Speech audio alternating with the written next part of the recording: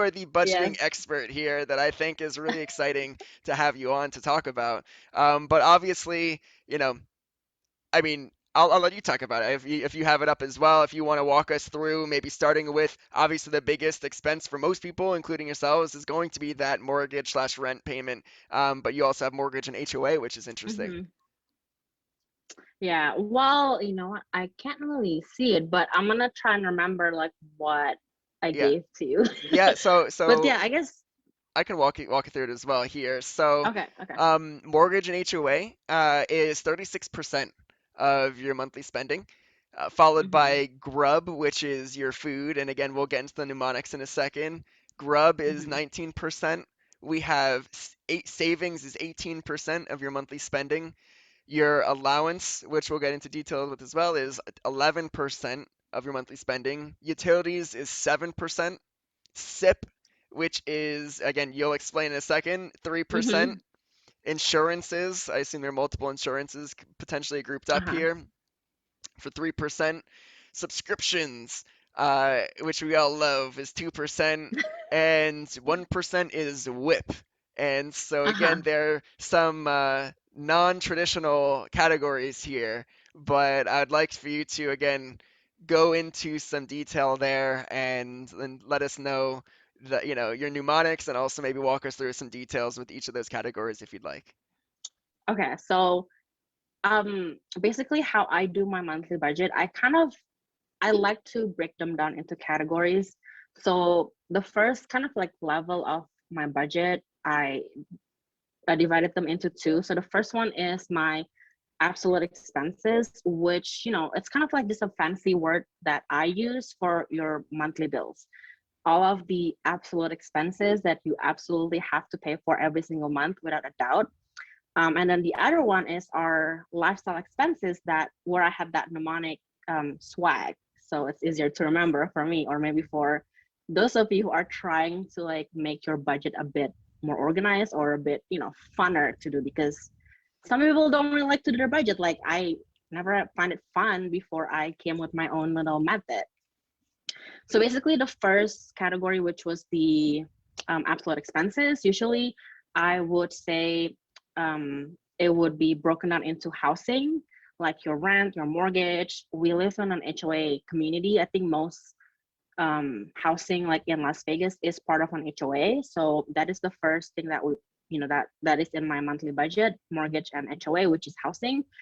And then I also have insurance, because we have a separate life insurance. We drive a car, so we have to have insurance. And again, it's one of those kind of like pesky expenses that we have to pay for every single month. Like, even if we don't want to pay for it, they still charge us automatically anyway, right? And then the other absolute expense that I have is our subscription services. So those are stuff like Netflix, Hulu, Disney Plus, Spotify, your like iPhone payment if you have those Apple upgrade program or whatever. Basically anything like recurring monthly gym membership, all of that. And the last one that I have is utility bills. Obviously, if you live in a house or even in an apartment, you have to pay utility bills. Like I said, even if you don't want to pay for it, they would still charge you automatically anyway, right? So those are like your absolute expenses, like your expenses that you absolutely have to pay for. So that's like the word absolute, right? And then the other thing is our lifestyle expenses, which I coin as swag. So basically, swag stands for sip, whip, allowance, and grub. So your sip budget is basically drinking related budget. And I'm not talking just about your alcoholic drinks when you go to happy hour, or if you're just drinking at home. I don't know. But it's mostly for like those mindless coffee and boba purchases. They're only like $7 a pop. And when you like spend it, like, on the spot, you don't really think about it because it's, cheap, $7. It's nothing, right? But then when you add it up throughout the month, if you track it in your expenses, it's gonna add up to a lot. Just to be transparent, we have a budget for our sip for $200. And it's because we love boba. There's a bunch of boba places here in Vegas. And because my husband works at the office and I work at home. So as like a, I guess, incentive for him to get up in the morning, I let him go get coffee like 3 times a week or something. And then WHIP is basically for your transportation related budget. If you drive a car, if you use rideshare, or if you have to take the bus, or if you have to pay for parking permit, like I would also budget for that. And then allowance is obviously for your allowance. Even though we're adults, I think it's fun to create our own allowance budget, because I think a restrictive budget will never work for anybody. You'll just reset doing your budget and you'll reset like saving or like, you just feel restricted. You probably wouldn't like it. And for that, we have budgeted about $500. So we each have 250, so we can buy whatever we want, whatever our heart desire. And then the last one was Grub, which is for our groceries, our food related budget. And we actually budgeted $1,200 a month. I know that's a lot, but again, me and my husband, we both love to eat, so we try to like, you know, go to all the Las Vegas restaurants as much as we can if our budget allows it. So yeah, that's how like my budget breakdowns. Yeah, 100%. And I love that. And I appreciate the mnemonic as well. We have a comment here. Somebody likes swag right here. I know Yeah, it's fun. Like like I said, like you have to make it fun, so you want to do it every single month. yeah, Yeah. yeah. And just to reiterate, swag, right, is sip, Mm-hmm. whip, allowance, and grub. Yep, you got And it. of course, for those watching, if you guys have any questions and want to be a part of the conversation, feel free to comment, and we Mm-hmm. will be sure to include your questions as well, and we'll work that in. But yeah, so this is fantastic, and again, I really appreciate you sharing more here. Obviously, Mm-hmm. I will say that this is great when you're looking at some of these expenses. Um, Mm-hmm. I really like let's go in a little bit deeper. Obviously, where you mentioned you're trying to get into potentially in the next year or two is start dabbling in some investments, maybe some of that. But I think that's probably the only thing that we had with our previous episode that we're going to probably dive into a little bit in your net assets because you do have some of that that we're going to be Mm-hmm. diving into. That'll be next. Um, with Okay. the uh, with the allowance and your grub, right? Obviously, those are the Mm-hmm. ones. Again, they're some of your the they're you're not. How did you phrase it? It wasn't the dollar amount that you can actually control yourself, basically. Um, Yeah. those are two of your bigger ones of the swag items here. Mm-hmm. Um, I'd love to kind of understand really some of your favorite uh, favorite expenses within those that you definitely do a lot of. Again, you mentioned the boba when all that like the casual drinks are in the sip. So, but that's Mm-hmm. only really 3%, so you do really good with that. You've Yeah. you're definitely. But yeah, with the allowance and grub, share a little bit more on either one of those to start. Really what your goal is, like what your favorite things are within those categories. Mm.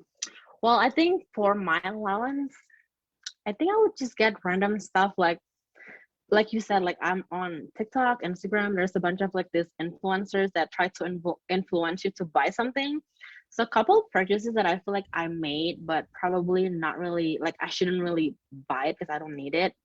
One, I bought a KitchenAid standing mixer. I don't know if you've seen those, but No. it's really pretty. No, okay, you have to Google it. But I'll bring anyways, it up. I'm not a baker. All right, so honestly, it's kind of like a pointless purchase because I'm not going to use it as much as I actually get a lot of things out of it. But because they have these like pretty colors, there's this specific color called aqua sky. And this is also a good thing about KitchenAid marketing because they have like this color like collection. So you would want to collect all of the colors. And I bought into that because there was a sale on Mayfair. So I got it. Nice. And then what is another thing that I usually buy? Oh, my nails. So this one is kind of like this one fall off, but basically my nails, I don't like to go to the nail salon because I don't like sitting for like a couple hours. But on Instagram, there's an ad for this brand called 𝗿𝗂𝗶𝗹, which is kind of like a nail powder Mm. thing that you do at home. So I got into that too. I saw that on your And Instagram obviously, story. yeah, I mean, it's amazing. Like Yeah, I probably maybe do it like weekly, but we shall see. Like sometimes I just get too yeah. lazy. And then usually Amazon is also another big thing. Sometimes I also spend on my like pens and markers because I love to do bullet journaling. Especially now that summer is coming up, I usually would go to Walmart or Target to like hunt for those pens. Um, I think if I can speak for my husband, I think his like allowance usually would go to like trading cards. He doesn't really buy as much as before, but he would buy, Magic the Gathering. He got into this other game that I forgot the name. But yeah, that's like usually what we would use our allowance. And usually my husband, if he has any left over, he would buy stocks or put it somewhere in like his, I don't know, Robinhood or something. I don't I'm Yeah, not really familiar with that. Yeah, maybe that's about it. And also food. food. Yeah, we'll get so I like how you spoke. We'll stick with allowance real quick. I'm gonna share. Let's I think I have up right now the KitchenAid standing mixer that you're recommending. This is a little bit of a I plug don't know here. if I recommend it. Recommend it per se, yeah. Yeah, I mean if But you're a baker, yes, but if this you're is not, you this is shouldn't. one of Yeah. the purchases that I think you had mentioned that you found on Mhm. TikTok. So I just Mhm. thought that that was yeah, I do know what this is. I had no idea what it was called. But you also got some Oh support in the yeah. chat from Lewis, who is our featured in our first episode here. So I Oh appreciate yeah. Mhm. Mhm. appreciate the support. But yeah, he says KitchenAid, Vitamix, and Dyson, and he likes the swag as well. You got a lot of comments on the swag. And I will say um, the pens that you buy, right? That I think Mhm. I've also seen in your Instagram stories that you budget really well. You have like a really cool budget, right? Like the book that you have. So I mean, technically, if you're also using that as like a business, technically that could be a business write-off maybe for Yeah, taxes. see? So I'm not sure Yeah. if you Maybe one day I'll be a baker and I'll sell those cookies. Hey, could be just quickly incorporate that, and you never know, right? You never Yeah. know where that goes. We got a comment, and he says, just because you don't bake yeah, just because you don't bake now doesn't mean you won't later on. Exactly, exactly, John. Yeah, see, Exactly. I feel like at that time I was trying to find like a new hobby because of the pandemic. I thought I would Hmm. get into baking, so maybe I'll get into it. You might have some some early customers here in the chat here, so you never know. You never know how that can materialize. But very cool. Very cool. So, and then let's pull up your monthly spending again. So, we're speaking about baking. Let's go into your grub Mhm. budget, right? So your food Mhm. budget. So, obviously, again, 19%. This is effectively outside of your mortgage and HOA. This is your biggest Mhm. expense here. So, walk us I through this a little bit know. more. So I think one of the main big thing that we do is because we live literally behind Costco. And if any of you have a Costco membership or have parents who have Costco membership, you probably know that when you go in, you probably have to spend more than $100. So I think that's why we kind of budget like our grub a bit higher because honestly, I like to go to Costco because it's really convenient. It's right there. And then Costco has a bunch of like food that is kind of like ready to make. You can just put it in the microwave or, like heat it up and it's ready. Um, but then also, like I said, my husband and I, like, I think our love language is food. I know there's like five love languages. I don't know if food is included in that five. I don't think so. But it's like our love languages. I need to take that Is it? exam or whatever it is. I honestly have no idea what the five love. Yeah, there are five languages of love. I think there's like touch or connect, like then there, I Yeah, don't know if like food is one of them. quality Here, time. Yeah, so yes, that's is our love five language. languages of love. I will So Google this as well, and we'll pull that up in a second. so yeah, our love language is food. I'm pretty sure it's not, but you can Google it. But Yeah, I yeah, have it. and like I said before, we love to eat. I think that's how we started to like kind of date. When we were dating, we loved to just like we shared that love for food. Like we always go out to eat. And especially like I said in Vegas, there's a bunch of like, restaurants popping up like out of nowhere and they're really good. So we want to give them a chance, support small businesses, and also feed our belly. Yeah, no, And 100%. like none of us really like to cook, so Yeah, I do tend to agree with a lot of what you just said. And just for the record, I yeah. pulled up the five love languages. I'm pretty sure these are the legit ones, according to this random Yeah. website from Google. But yeah, words of Hmm. affirmation, physical touch, receiving gifts, quality of time, and acts of service. But I would argue that food can be probably under the All quality five of time. them. Yeah, exactly. I mean, it really it can play into all of these things. You can gift food, you can spend quality time around food, Yeah. you can speak positive words of affirmation to your food. You have great Hmm. conversations.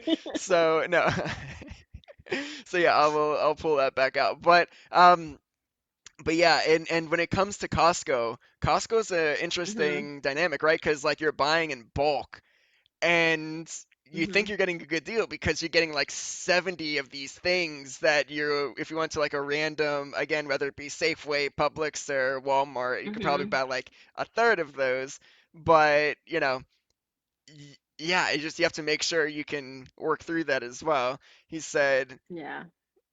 yeah, number six. Yeah, food is a sixth A one. That's sixth love a language. sixth love Yeah. language. A sixth love language. Yeah, and I mean, again, I fall into the category of I do tend to overspend with on Costco stuff, but it's just like I just don't want to. It's like an efficiency conversation there too. Like I don't want to keep going to the grocery store every week if I can just buy Yeah. it for the month Hmm. and then just put it, have it in Yeah. the freezer. But again, you have to be Yeah. able to have that mindset of like, okay, you're gonna pace yourself through all that stuff because I've had stuff expire too, which is like not a good thing too. I So know. yeah, Hmm. yeah, and of course Vegas and food eating out is kind of intense, especially because Hmm. you're in a market where people are flying to Vegas to spend money and you have Hmm. high rollers that are going to seek out like premium food experiences. And so, depending Hmm. on like, are there any specific restaurants that are like your favorites, but it's like you're like I would say like a guilty pleasure restaurant that's like, okay, let's celebrate. Is there one of those when I come to Vegas next? Is this going to be a Mm. spot? That's really why I'm asking Honestly, this. Yeah. I know, right? Oh, honestly, because well, I guess we can call ourselves local now because we've been here like for 2 years, but we rarely go to the strip Mm, because one, like the strip is for tourists, I guess. Even though we used to be one, but it's so expensive, and if you just drive like 10 minutes away from the strip, you can find so many other restaurants that are, a bit cheaper, obviously, or way cheaper and still really good. So I think one of the things that is like our guilty pleasures is all you can eat sushi places. There's a bunch of them here. mm. Korean barbecue places. There's a bunch of new ones popping up. Like they kind of mixing Korean barbecue and like hot pot. Like I don't know if I can eat both on the same night, but there's a bunch of those as well around here. So like I think anytime we feel kind of like we're bored and we want to go somewhere, we either go to sushi or Korean barbecue. Those are like our two spots. Yeah, I'd say really quick, mixing Korean barbecue and hot pot is actually brilliant. It is, Like but I mean, it's too much, don't you think? it's so much, but it's the same concept. Just one is just you're grilling it, the other one is you're just boiling it, right? So in theory, it's just like it's very similar. But yeah, I Yeah. mean, it's just like to be able to have the option is actually really kind of cool, and I'm very envious of I that option.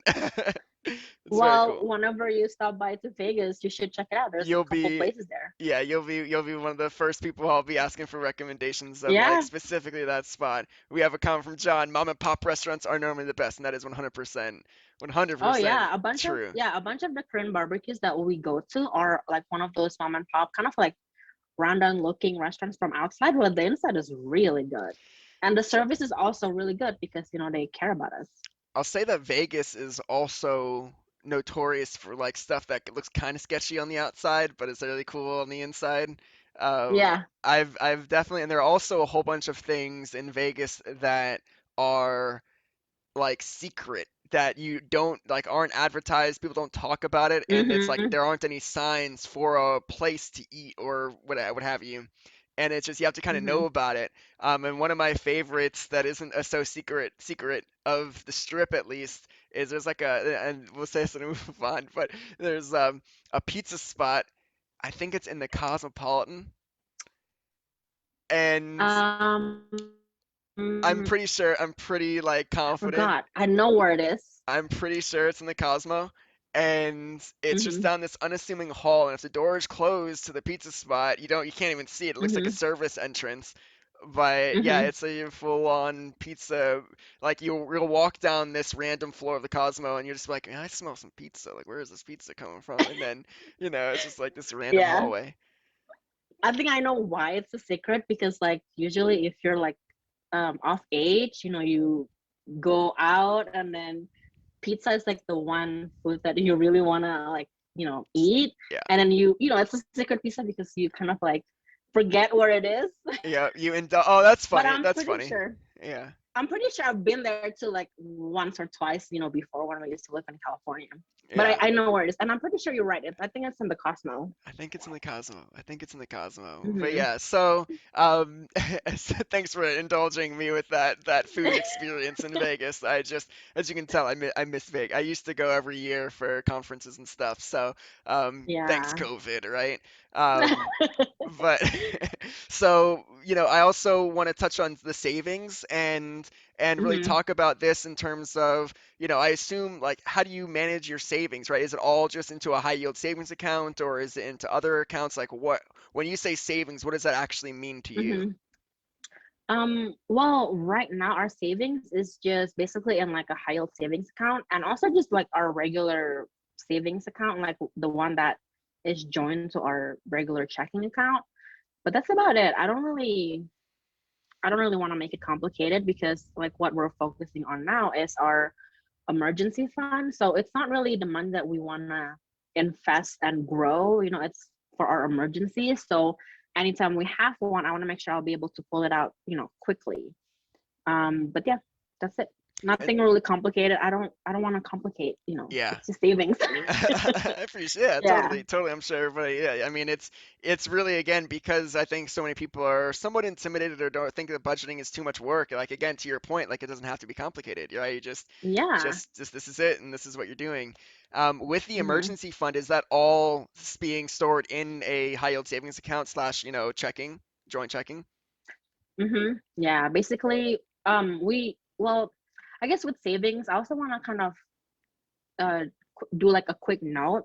Usually with savings, I think it's super smart to do something automatic. So what we do, usually we would put about 10% of our like paycheck directly into like our savings account. So we don't even see it every single paycheck.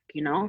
And we do that for like one of our regular savings account. And I rarely check that because it's automatic. I decide it and forget it.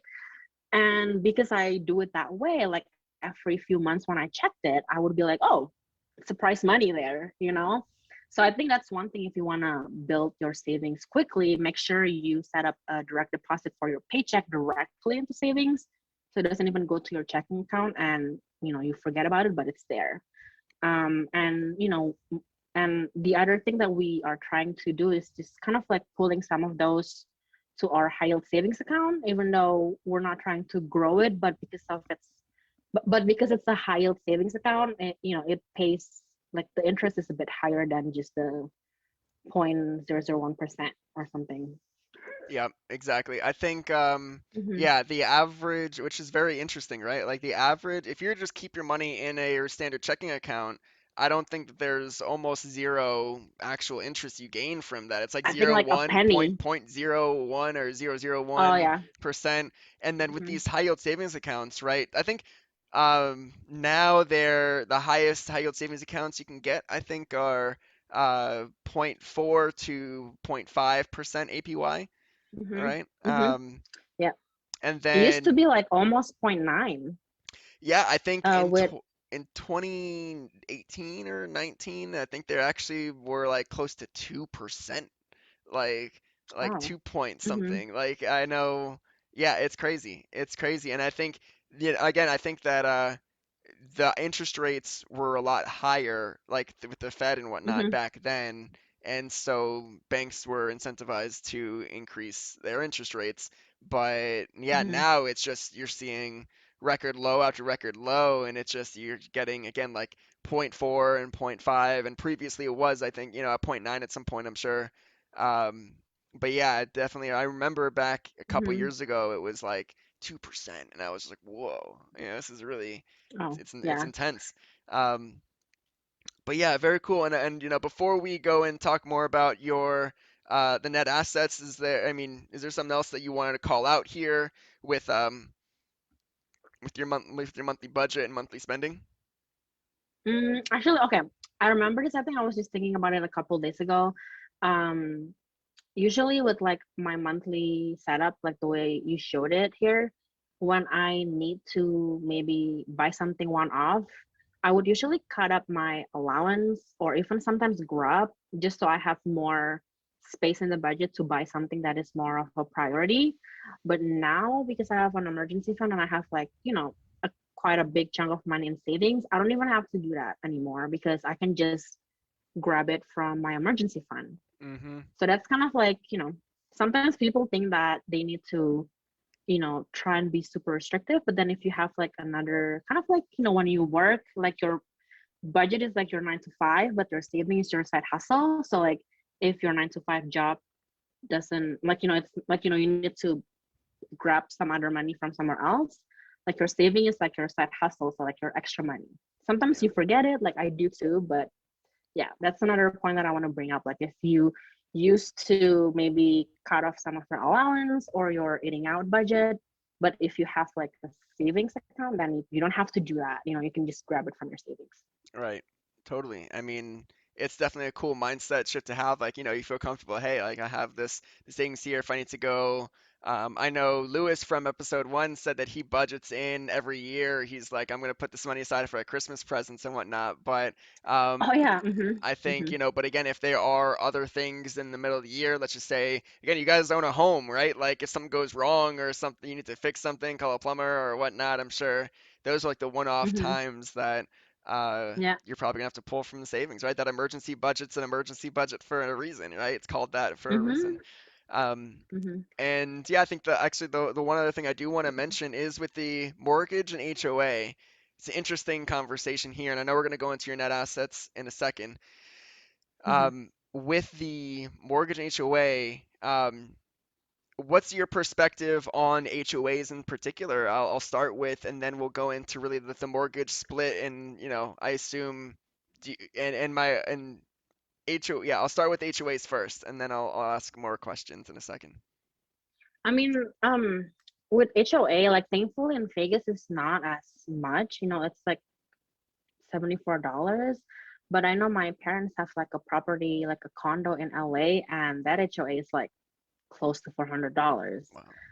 So it's not too bad, but I guess I understand like because I mean we don't really have a choice. Like a bunch of the houses in Vegas is in an HOA community where it's just like whether you want to pay kind of like a higher HOA or not, you know? Is HOA the norm in Vegas? Yeah, it's pretty much the normal. I think when we were looking, to buy a house, I think most of them are in an HOA. And even if, like I think when you think about HOA, you think about like gated community or like a pool or anything like that. But even like the houses around here that looks like it's just, being built and like they have different style, it still has an HOA. So I think it's a norm. Like I don't think we were able to find a house that is just, like a standalone and not having an HOA. Have you ever run into issues or conversations with the HOA? And I'll preface that with I was on a work call today, and we were Mm-hmm. talking about weekend plans, and one of my coworkers was like, "Well, I have to pull some weeds because my HOA told me that we we have too Yeah. many weeds, and so she joked that she had kids that she was gonna hire to help pull the weeds Oh with her. yeah. But I was just like, man, like having an HOA. I mean, yeah, sure, you don't necessarily want weeds because it just visually Mm-hmm. doesn't look that great. But um, Yeah. yeah, have you ever run into HOA issues yet in your time that you've been living there? Mm-hmm. Yeah. Yep, and I feel Okay. like, yeah, I feel like what your coworker is experiencing, it's the same like with everyone who's living in an HOA. Because one of the like what is it called? Like letters of, I forgot what they call, but basically they sent us a letter saying that, hey, your bushes need some like trimming because it looks wild. And we've had a couple of them. And thankfully, like with our HOA here, they give us like a couple weeks before they, fine us. So we just have to do it. I guess it's one of the responsibilities that you have to do if you own a house. And even if your house is not like in an HOA community, I think it's still good to like, take care of your lawn. Right, right, right, right. Yeah. And then have there like at the same time, obviously I'm coming from a probably more negative perspective on HOAs from from my experiences and conversations, but Yeah. uh I mean, what I assume you're paying into an HOA, which ideally is there to help your quality, like your neighborhood and your quality of life living in that community. Hmm. Have Hmm. you seen any noticeable improvements in some of the initiatives that they're taking on too, or is that pretty much null? And like, my perspective is more right Mm, than not. They force their neighbors to also yeah. take care of their lawns, I guess, right? But yeah, what else is there? I don't know. I mean, I know like, when we moved in here, they gave us like a rule book or whatever. And like I think one of the other biggest thing that, I mean, honestly, I don't really care about it, but I see that people are parking like in front of their own garage when you're not supposed to, and nobody really like find them or anything. I don't know if other neighbors report that specific neighbor, I mean, I don't, but I mean, I'm a kind of like a rule follower, so like, just follow the rule. Like, I mean, again, to me, it doesn't matter. It's your car. If you want to get fined and keep parking in front of your garage, Yeah. but I don't really see too much improvement. I mean, I've only been here for 2 years. Well, no, 2 years, no, a year-ish. So I don't really see anything new that like catches my eyes. Um, but yeah, I know like Yeah. I understand like some of people's like experience with HOA are, like super negative, but so far so good. I don't have a bad experience yet, but maybe if you ask me in a couple of years, I can Yeah. tell you a bunch. Yeah, I don't yeah. know. I think it's the people who are on the HOA boards that just want to feel like they have the power to tell somebody to do something and, see something done. Hmm. Interesting dynamic, really. Um, Yeah. and with the mortgage, typically with the mortgage, if people in real estate, it's the PITI, it's principal, interest, PIT taxes and insurance. And Mm-hmm. so with that, the insurance part is if you put down less than 20%, and then taxes are taxes on the property and the estate. Mm-hmm. And then there's the principal, which is paying down, and the interest, which is just like the loan itself. The principal is Mm-hmm. paying down the loan, and the interest is obviously paying the bank the interest that they, uh, have loaned out, right? So with Mm-hmm. you, what are your conversations with that? Like how do you view your mortgage pay down, your principal pay down, and the interest associated with that? And with that, when I say the insurance part of that, is that grouped into your 3%, or is that a part of how do you also group that into your either mortgage part of the pie chart here? Mm-hmm. Well, basically, the mortgage that I'm including in that percentage is it includes the principal, the interest, the tax, and the insurance. And you know what? It's so funny. Like, I had never really looked into like the breakdown of my mortgage payment, but I recently did maybe sometime like last year, and it's crazy how much interest we pay every single month. Like, it's almost double than like what we're paying on the principal. Hmm. And that is like, that's why I told my husband, like, hey, if we have extra money, like maybe next year after we fully fund our emergency fund, we should try and at least put like a couple $100 more towards the principal every single month. Because like we're losing money technically because we're paying off the interest.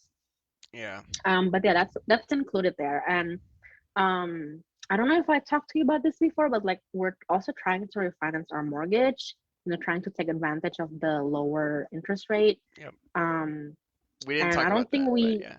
oh, we didn't. Oh, okay, No. maybe it's someone else. Yeah, happy to But yeah, talk that's about what we're that. trying to do. So with Yeah, that's that, what we're trying to do. I would love to Oh, talk go ahead. about Sorry. that. So 2 years ago, obviously interest rates were a lot like maybe a percent or two higher than they are Mm-hmm. now, which is a dramatic Mm-hmm. difference, especially when you're talking about a loan that could be hundreds of thousands of dollars, right? And Yes. so, Mm-hmm. and because you're definitely again like 2 years into the loan, like the interest pay down is going to be substantially higher than the principal, as you mentioned. Are you Mm-hmm. open to talking about the rate that you got and the rates that you're trying to negotiate, or and how is that going? What's that Mm-hmm. process like? Well, I think when we bought the house, our rate was at 3.9, like 3.9, like basically 4%. I think they're just making it 3.9 to make it seem like it's 3%, but it's not. And I feel like my husband's dad, my father-in-law has been telling us to, go refinance your loan, but I was just lazy about it, and I didn't really want to talk to like a lender. But I guess I should have done it because we were probably able to cut it down to like half. Like I talked to one of my coworkers, he was able to get his rate like way down, like really close to two. And what we're getting now, because we just recently tried to refinance, was like 2.875, which only makes like a difference of $100 every single month in mortgage payment. But I guess over time, if we do go with that rate, I mean with that interest rate, we would save about $42,000 in interest payment over the 30 years, loan. Yeah. I mean, Yeah. yeah, So, $100 every month is $100 every month, you know? I think mm-hmm, but then with that, are you only talking, how many lenders are you talking with? I guess is a good question. And mm-hmm. yeah, I'll start with that. We talked to two. I tried to reach out to like our current lender, but I don't know, like they were, I guess maybe there's a lot of people who are like trying to refinance, so they haven't really got back to me. But Interesting. I talked to two, yeah, and then the one that I actually contacted first gave us the best option, I think. So I think that's where we're gonna go. That's where we're gonna go for our next, for our refinancing. Have you ever tried like having this offer with your this initial buyer or your this initial Mm-hmm. lender? Have you shared that I guess it's a loan estimate. I'm not sure how refinances specifically Mm-hmm. would be if it's like a loan estimate. Have you shared that loan estimate with the other competing lender, or have you, yeah, yeah, how's that? Have you tried getting them against to go against each other? Is my question.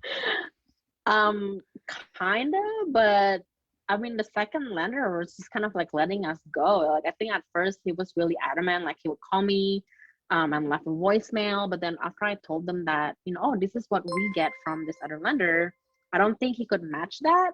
So Hmm. I never got a call back. So okay.